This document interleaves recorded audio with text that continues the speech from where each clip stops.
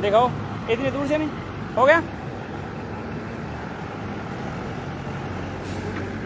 नमस्कार, मैं कमल देगड़ा आपको दिखा रहा हूँ टाटावास टोल पे से खबर, जो कि आप देखिए फास्टैग लगने के बाद और इतने इंतजामात होने के बाद लोगों को परेशानी का सामना करना पड़ रहा है। आप कितनी देर खड़े रहते हैं सर जब इस टोल पे से निकलते हैं? सर डेली मेरा रूटीन है और 5 से 10 मिनट एटलीस्ट मेरे को वेट करना पड़ता है इस सेट पे। हमेशा खड़े रहते हैं आप? हमेशा। जबकि फास्टैग पे ये कहा गया था कि नॉन स्टॉप चलना पड़ेगा, है ना? बिल्कुल बिल्कुल, डेली का 5 से 10 मिनट का एटलीस्ट स्टॉपेज है मेरा यहाँ पे। क्या लगता है आपको सरकार के इंतजाम किस तरीके के हैं? सर एटलीस्ट ये जो बैरिकेड्स हैं, ये जो डंडे लगे हुए हैं, इनको हटाना चाहिए और ऐसे सिस्टम यहाँ पे डेवलप करनी चाहिए जो कि सिस्टम को बेरोक टोक चला सके जी। तो वो चीज है सर। तो आप देखिए जो राहगीर हैं वो लगातार परेशान होते हैं, रोज यहाँ से निकलने वाले जो राहगीर हैं वो इसी तरीके से यहाँ काफी समय तक रुकते हैं। और सबसे बड़ी बात यह है कि इतने तमाम तरीके के टैक्स देने के बाद, आप सेल टैक्स लो, रोड टैक्स लो, ग्रीन टैक्स लो, तमाम तरह के इनकम टैक्स लो, और इतने टैक्स देने के बाद भी यदि आपको सेफ्टी नहीं मिले और आपको सुरक्षा नहीं मिले तो आखिर आप भरोसा किस पर करेंगे? कौन सी सरकार के ऊपर आप भरोसा करेंगे? क्योंकि जिस तरीके के यहाँ माहौल आप देखिए, मैं कैमरामैन से एक बार पीछे तक भी दिखा दीजिए ताकि लोग ये ना कहें कि मैं झूठी खबर आपको दिखा रहा हूँ। आप देखिए इतनी लंबी टाटावास टोल पर लाइन लगी हुई है और लोग आप देखिए जिस तरीके से, गर्मी का इतना मौसम है, ये लोग गर्मी में ऐसे बैठे हैं और अब यहाँ 10 से 15 मिनट 20 मिनट कितना टाइम लग जाए कोई पता नहीं, जब तक ये लोग यहाँ इसमें बैठे रहेंगे, इस गर्मी में परेशान होते रहेंगे। लेकिन ना इनकी कोई सुध लेने वाला, ना इनको कोई पूछने वाला, क्योंकि नेताओं को पता ही नहीं होता, नेता ग्राउंड पे आते ही नहीं होता कि आम जनता की परेशानी क्या है। नेता 5 साल में एक बार आपके पास आएंगे और सिर्फ आपके पास आकर रोते हुए आएंगे, वोट के लिए आप लोगों के पास आएंगे और बाद में आपको भूल जाएंगे, क्योंकि नेताओं को पता ही नहीं होता। और काफी देर से एक गाड़ी खड़ी है, आप देखिए इस पे काफी बहस हो रही है। मैं कोशिश करता हूँ किस ये बहस क्यों हो रही है, आखिर क्या वजह है इस बात की? क्योंकि आप देखिए जिस तरीके से यहाँ इतनी बड़ी लाइन लगी है और जिस तरीके से लोग यहाँ घंटों खड़े रहते हैं, और वो भी फास्टैग लगने के बाद। आप देखिए एक गाड़ी खड़ी है और ये लोग बहस कर रहे हैं, आखिर क्या है पूरा मामला मैं आपको दिखाता हूँ। क्योंकि आए दिन यहाँ गुंडागिर्दी होती है, टोल टैक्स के जो कर्मचारी हैं वो भी गुंडागिर्दी में उतारू हो जाते हैं और लोगों के पैसे होने के बाद आधा घंटा यहाँ खड़ा रख दिया, दादागिरी और कर रहे हैं। क्या करें सर? ये कह रहे हैं नहीं पूरे तुम्हारे को 1000 रुपए रखने पड़ेंगे टोल के उसमें पेटीएम के अंदर। अच्छा, किस वजह से कह रहे हैं लोग? ये अपनी दादागिरी कर रखी है इन्होंने। तो क्या लगता है आपको सरकार के जो इंतजाम हैं और जो वादे हैं? वो तो बिल्कुल बेकार है, वादे सारे नाजायज है, एक भी वादा उनका पूरा बराबर नहीं है। और टोल टैक्स के जो लोग हैं इनका व्यवहार कैसा है? इनका व्यवहार बिल्कुल गंदा है, बहुत गंदा है। अभी मैंने आधे घंटे से कह रहा हूँ खोलो, पीछे से ये वाले कह रहे कार वाले, इनको परवाह ही नहीं है। तो आप देखिए लोगों की क्या स्थिति है और वो भी इस टोल टैक्स के ऊपर। भैया क्या कहना आप लोगों का? ये आपके सर सुपरवाइजर से बात करो सर। क्या कह रहे हो? उनसे बात करो सुपरवाइजर। अरे सर आप ही बोल दो ना कुछ।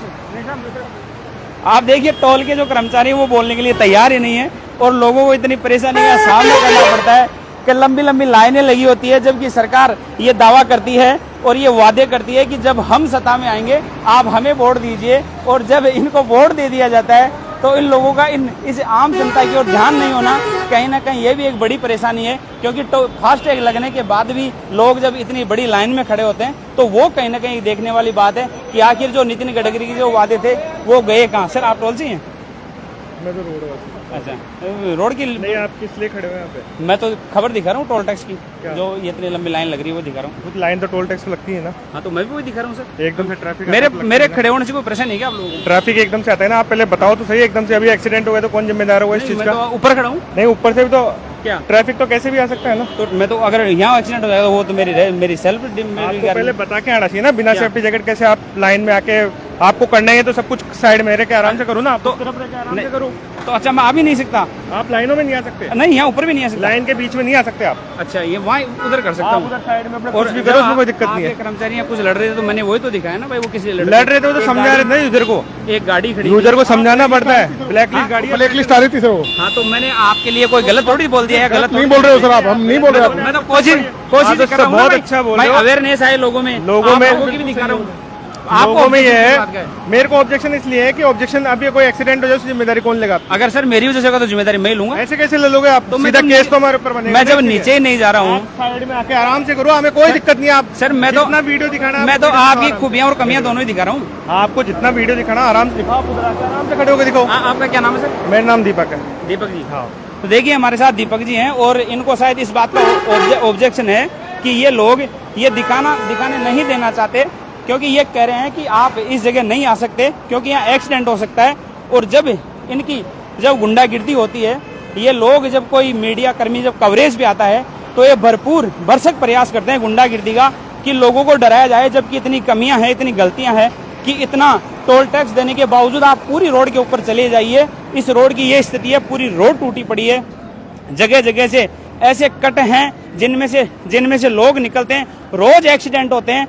और कहीं ना कहीं जब इन लोगों की गलतियां दिखाई जाती है तो इन लोगों को इतना गुस्सा आता है कि ये लोग गुंडागिर्दी पे उतारू हो जाते हैं। अभी मैंने आपको यहाँ से दिखाया, हालांकि पहले भी मैंने कई बार टोल टैक्स की खबरें दिखाई है, लेकिन इन लोगों का आप गुस्सा देखिए, इन लोगों की परेशानी आप देखिए कि जब इनकी हम खबर दिखाएंगे तो कहीं ना कहीं ये लोग जो हैं गुंडागिर्दी पे उतारू हो जाएंगे। हालांकि मेरा तो रोज ऐसे लोगों से पाला पड़ता है और मैं रोज इन लोगों से ऐसी खबरें दिखाता हूँ। मुझे इस बात की कोई परवाह नहीं है कि ये लोग गुंडागिर्दी पे उतारू हो या किसी भी तरीके से मेरे सामने आए, तो मैं इनसे लगातार मुकाबला करता हूं, क्योंकि मैं जनता का सेवक और मैं जनता के लिए खबरें दिखाऊंगा।